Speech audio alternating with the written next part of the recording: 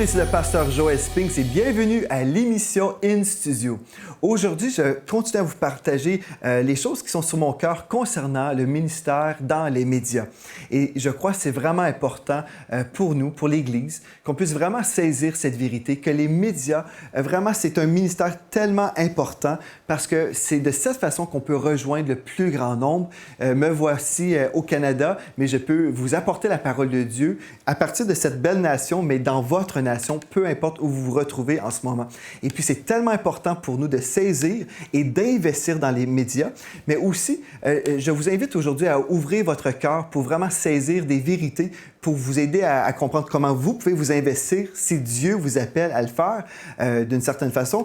Et aussi, peut-être, si vous êtes là et puis vous dites, bien, je veux aussi grandir dans les médias. J'ai déjà un cœur pour le ministère dans les médias, mais peut-être il y a des choses aussi que vous pouvez prendre et puis que de ma propre vie, des témoignages que j'ai vécus, des choses que je peux vous partager aujourd'hui. Et puis, vous pourrez...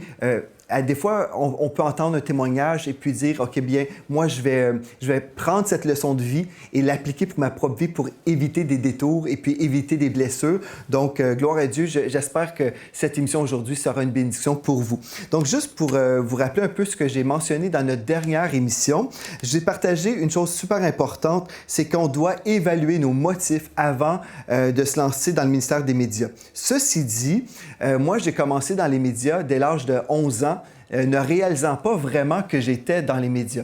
Donc, je vous ai expliqué un peu que j'ai démarré avec une petite revue, le Journal chrétien, et j'ai fait ça pendant 4 ans.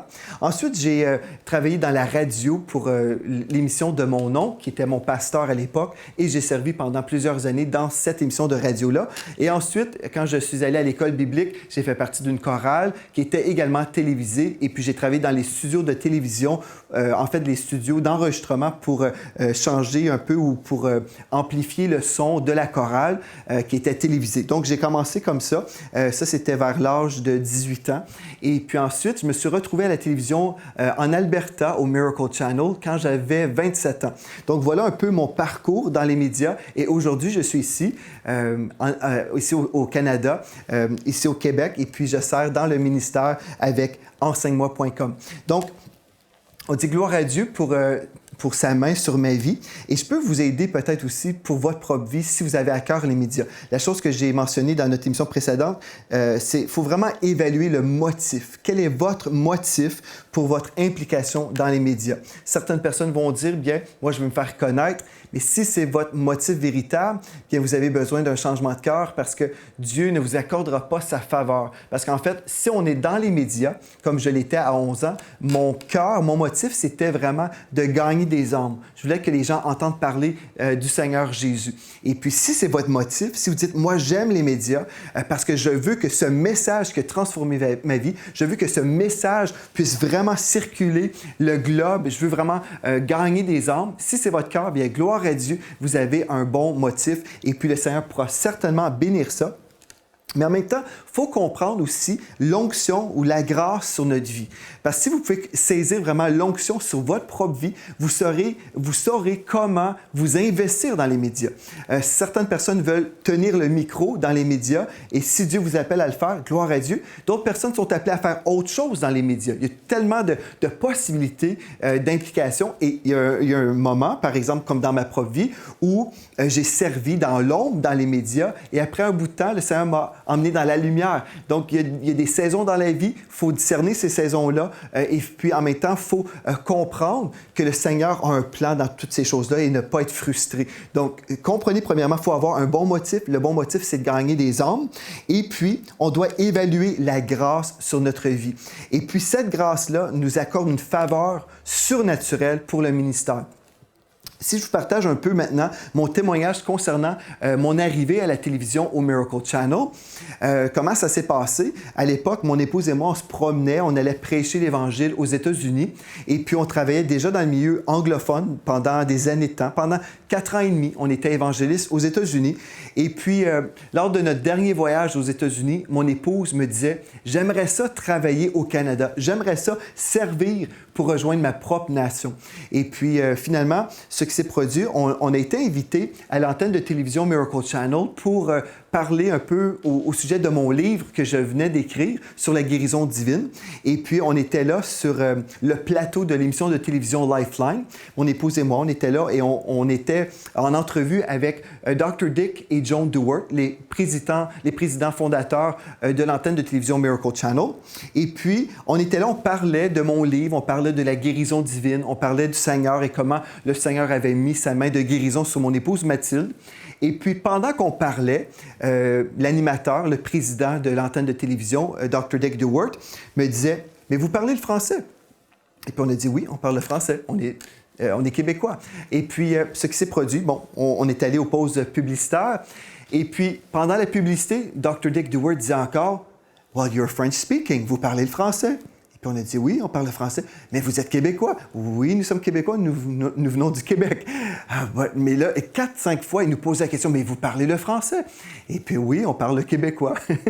Et puis, voilà, il nous posait toujours cette question-là. Et mon épouse et moi, on était un peu perplexes. On s'est dit, mais pourquoi il est si intéressé du fait qu'on parle le français? Au Québec, il y a 7 millions d'habitants et nous parlons pratiquement tous le français, ou certains diraient le québécois. Et puis, on était là.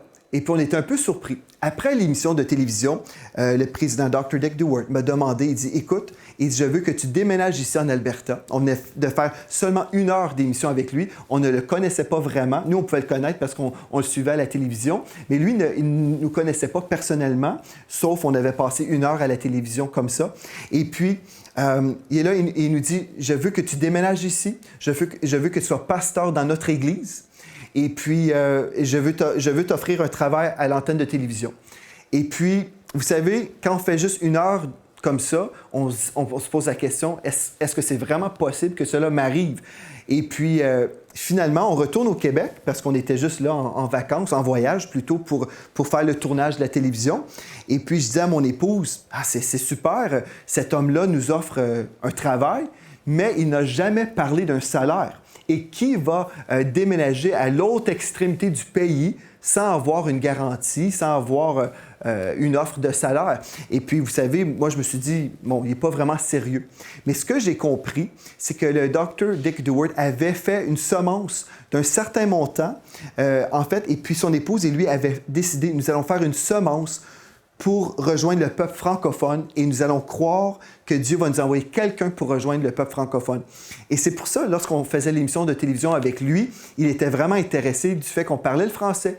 Et puis c'est là, il m'a dit, je veux que tu déménages ici, que tu te joignes à notre équipe. Et puis quand j'étais au Québec, je disais à mon épouse, j'ai dit, c'était impossible pour moi de répondre, même si j'aimais ça, même si je me sentais vraiment béni dans ce ministère-là, du fait juste j'avais passé comme juste 1 heure et j'avais tellement été béni.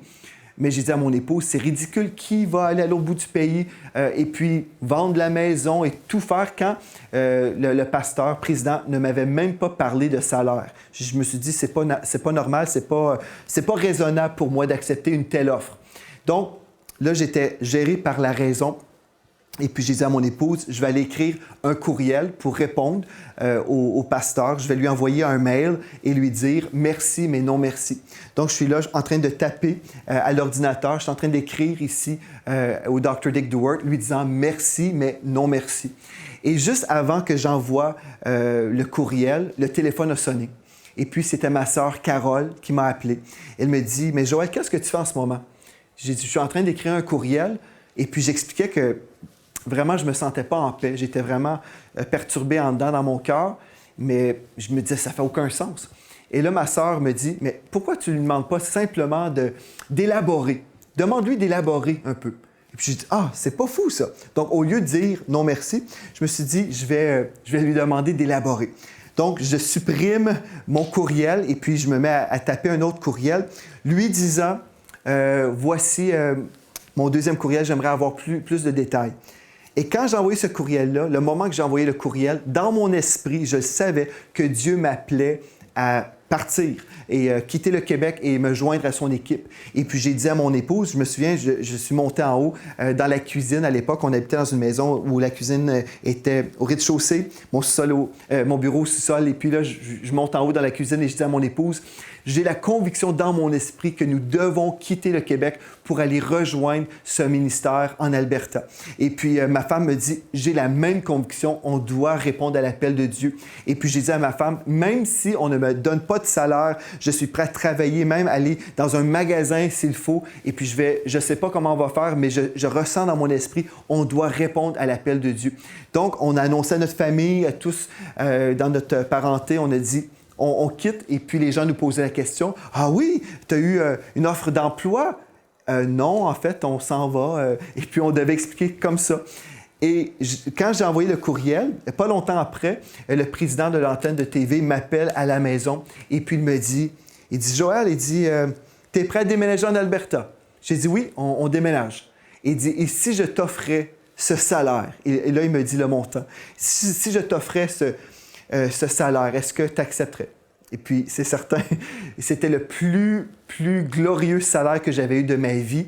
Et puis, c'était vraiment, vraiment béni. En fait, il me donnait le salaire de son fils. Et puis, en fait, même une chose qu'il a faite, il a dit, je veux t'offrir un poste de directeur à l'antenne de télévision. Donc, j'ai été vraiment, vraiment béni. Et je vous raconte mon témoignage à ce niveau-là pour vous expliquer une chose que... Vous savez, des fois, les gens s'imaginent pour avoir des percées dans la vie, il faut manipuler les gens. Il faut travailler pour faire ceci, faire cela, avoir des contacts. Il y a des gens qui m'ont posé la question, mais comment as-tu fait pour avoir des contacts dans ta vie? Mais j'ai absolument rien fait. La seule chose que j'ai faite, c'était simplement répondre à l'appel de Dieu. Comme je vous ai dit, j'étais aux États-Unis avec mon épouse, on voyageait en tant qu'évangéliste et puis on poursuivait dans notre cheminement. Et puis on avait à cœur le Seigneur, l'œuvre de Dieu. Et puis le Seigneur a simplement décidé qu'il voulait nous envoyer en Alberta. Et puis c'est ça, c'était vraiment simple. J'ai passé 1 heure en entrevue, ne pensant pas que c'était pour un travail là-bas, mais c'est ça que Dieu voulait. Et puis, des fois, les gens me disent, mais comment tu as fait pour avoir des contacts? Comment tu as fait pour avoir ceci ou cela? C'est très, très simple. Il faut avoir le cœur de Dieu. Il faut marcher dans l'obéissance. Et puis, Dieu va nous donner une promotion. Donc, c'est pour ça que c'est tellement important de travailler dans la grâce qui est sur notre vie. Parce que c'était impossible pour moi d'orchestrer cette percée-là dans ma vie. Je ne connaissais pas le fait qu'il avait envoyé 30 000 $ dans un ministère comme une semence pour une récolte pour le peuple francophone. Je ne connaissais rien du tout. J'étais simplement là sur le plateau en partageant mon cœur et puis le Seigneur a fait le miracle dans ma vie. Et puis Dieu va faire la même chose pour vous. Donc, suivez toujours la grâce de Dieu sur votre vie. N'essayez pas de manipuler les gens ni les événements. Répondez tout simplement. Et même si vous êtes en train de servir le Seigneur dans votre église locale, en train de laver la toilette, Dieu peut faire en sorte admettons, vous avez la brosse dans la toilette, en train de laver la toilette. Dieu peut envoyer un prophète dans la salle de bain pour vous dire « Viens-t'en au micro ». Ça peut être aussi simple que ça, parce que notre Dieu est grand et puis Dieu sait comment nous déplacer dans le royaume si nous servons fidèlement dans le royaume. Vous savez, j'ai servi fidèlement dans le ministère de mon oncle pendant des années de temps et puis le travail dans le royaume de Dieu, là, ici au Canada, est aussi bon en Alberta. Dieu peut transférer notre travail ailleurs. C'est aussi simple que ça. Donc, des fois, les gens disent « Ah bien, si je m'en vais dans telle place, je vais être obligé de recommencer à zéro. » Ça, c'est faux. Avec Dieu, si nous sommes fidèles dans le travail de Dieu, dans son royaume, Dieu peut nous transférer et puis là, on vit des bénéfices. Mais je peux vous dire, il y a plusieurs choses que je pourrais vous partager. Imaginez, moi, un jeune homme de 27 ans, j'arrive à la télévision là-bas et il y avait des gens qui avaient servi dans le ministère de la télévision en Alberta pendant des années de temps et d'une façon bénévole. Et moi, j'arrive à 27 ans et puis ils m'ont donné le titre de directeur avec un salaire qui venait avec. Et là, j'étais patron sur certaines personnes. Je peux vous dire qu'il y a eu de l'opposition et de la jalousie. Donc, si Dieu vous appelle à faire des choses et vous êtes dans cette grâce, Dieu va vous donner également la grâce pour le manteau qu'il vous donne. Et je peux vous dire que dans les médias, il n'y a pas toujours juste des chemins super faciles. Il peut y avoir beaucoup d'opposition et on va y arriver. Mais je voulais juste vous partager ceci. Donc, la grâce sur votre vie va ouvrir des portes. Et puis, on doit discerner ces portes-là et entrer dedans et suivre la paix. Mais ça, c'est tellement important pour les médias parce que j'ai vu tellement de gens dans les médias travailler d'une façon charnelle, une façon humaine, en essayant d'impressionner les gens. Mais c'est tellement, vraiment, tellement une perte de temps. C'est de prendre des détours. Laissez Dieu être votre agent de promotion. Dieu sait bien faire les choses. Si vous voulez vous promouvoir, Dieu va dire « Parfait, vas-y, tu peux te promouvoir, mais j'étais prêt à te faire la promotion. » Et si vous faites votre propre promotion, vous allez voir que c'est beaucoup moins fructueux que si Dieu fait votre promotion.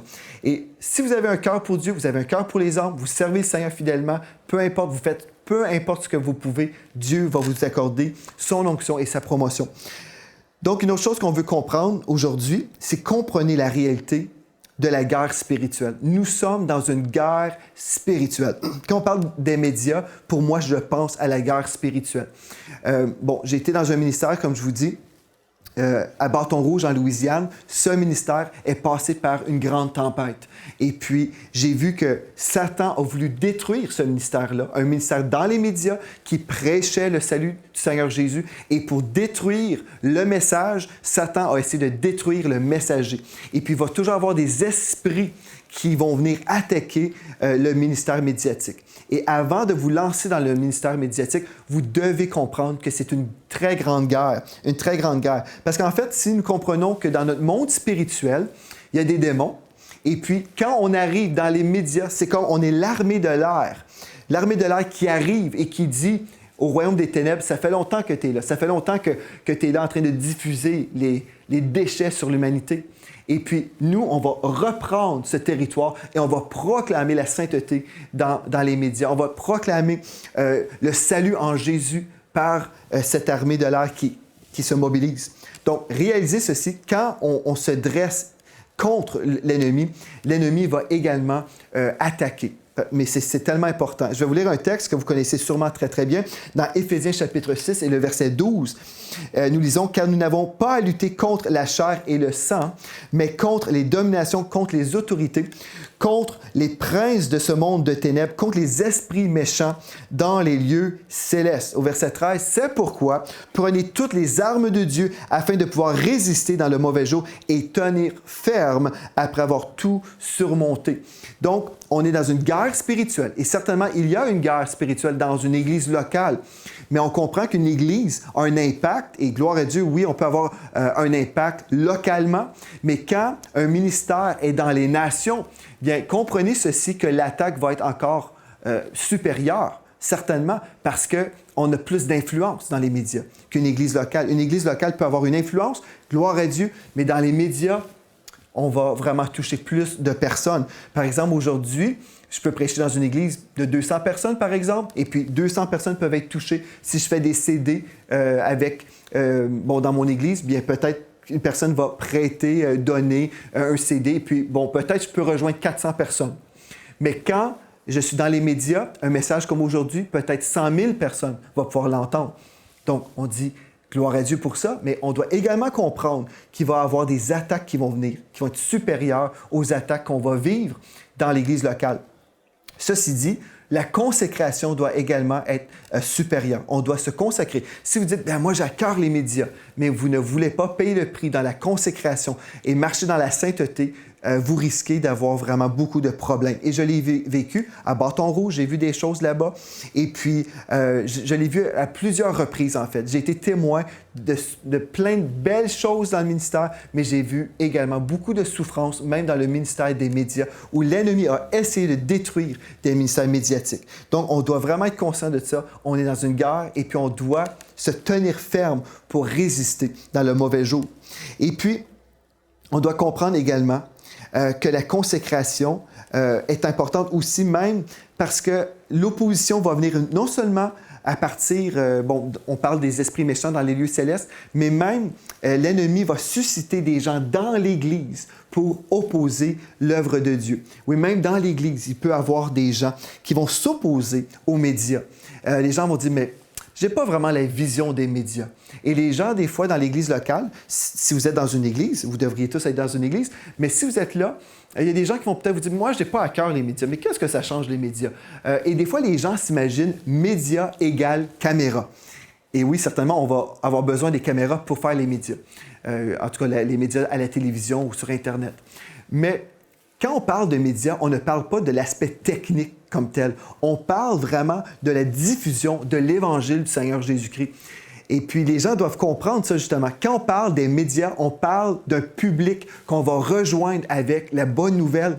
Et puis, je peux vous dire, ce n'est pas tous ceux dans nos églises qui vont comprendre ça. Il faut vraiment expliquer ça, parce qu'il y a des gens qui vont s'attaquer, ne réalisant pas qu'ils se joignent vraiment avec l'armée des ténèbres, en fait. Ils vont se joindre à l'armée des ténèbres, attaquant celui qui est en train de promouvoir le ministère dans les médias.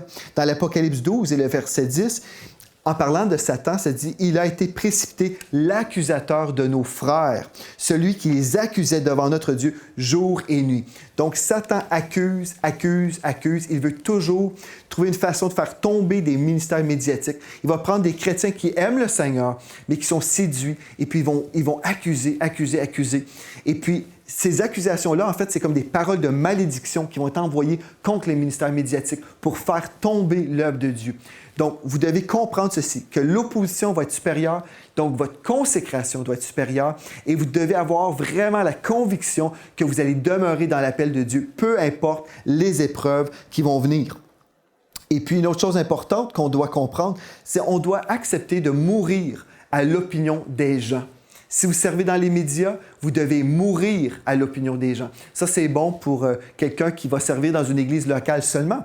Même le pasteur d'une église qui n'est pas dans les médias doit mourir à l'opinion des gens. Celui qui va servir dans l'école du dimanche doit également mourir à l'opinion des gens. Mais encore plus, c'est une vérité encore plus importante pour celui dans les médias. La raison pourquoi je dis ça, c'est parce que quand on est en avant, surtout dans les médias, on peut avoir encore plus de voix contre nous. Vous comprenez ceci? Et si on se laisse attaquer, si on se laisse blesser constamment par les commentaires des gens, ça va être absolument impossible pour nous de répondre à l'appel de Dieu dans les médias.